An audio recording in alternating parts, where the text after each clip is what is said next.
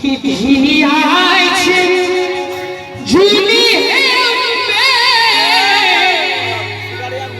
बेटा का शान है जग जननी मैया। दोनों हाथ ऊपर उठा दियो सबको ने और ताली बजाओ।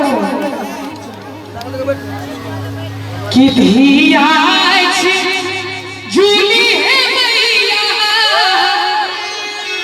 बेटा का शान है जग जननी मैया। और